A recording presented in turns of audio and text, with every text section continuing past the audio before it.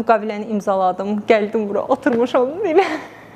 Deyirəm ki, Bahar, sən nə edəcəksən? Sən çox emosional qərar vermisən, amma mən deyirəm ki, emosional qərar verən hər kəs dünyanın ən ağıllı insanıdır. Emosional qərar verən insanlar hər zaman bu həyatda nəyəsə nail olan insanlar. Çox düşünən insanlar çox böyük bir zaman itirir. Bunu ilk öncə deyə bilərəm. Yaxşı ki də deyirəm, eləmişəm.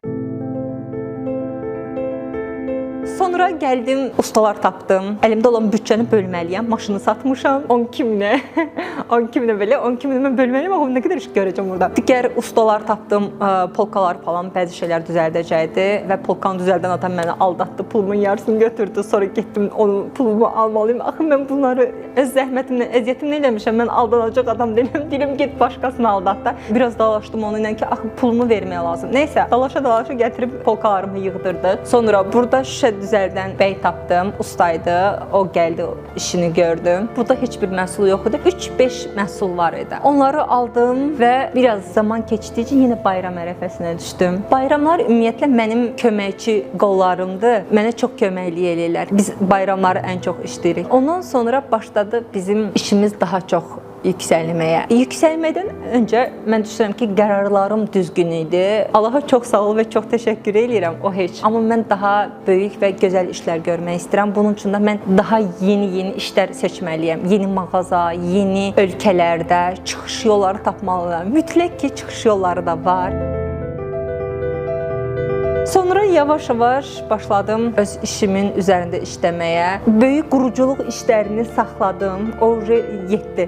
İndi başladım sonra əl işlərimi ortalığa qoymağa. Çünki oradan buranı çatdıra bilmirdim. Biraz çətin olurdu. Öz markamın üzərində çalışdım, başladım güllərimi çox inkişaf eləməyə, ən gözəl gülləri gətirməyə. İstehsalatı da deyim, burada bizim istehsalatımız var. Bu da necə oldu? İstehsalatı qurduq. Mən başqa bir yerdən çalışırdım. Qutularımız həmin kəs düzəldirdi. Orada da birdən çalışan oğlan var idi. Məni hər dəfə görürdü. Uşaq idi, balaca uşaq idi. Həmin yerdən çıxmışdı. Mən də biraz pul, yəni istərsəniz işləyirsən, pul yığırsan, müəyyən bir səviyyəyə çatırsan, mən deyirdim ki, işin üzərinə iş qurmaq istəyirəm. Qazandığım pulu ancaq işə yatırmağı sevən bir insanam. İndinin özündə belə yatırdıram. Oğlan yaxınlaşdı, təsadüfən dedi ki, Barxam, sizlə danışmaq istəyirəm. Mən istəyirəm ki, mən sizinlə çalışım, işdən çıxmışam. Sizin qutularınızı siz özünüz düzəldin. Dedim, necə ki, yəni təklifin nədir? Mənə dedi ki, aparat alın, bütün qutularınızı hər bir şey mən düzəldəcəm.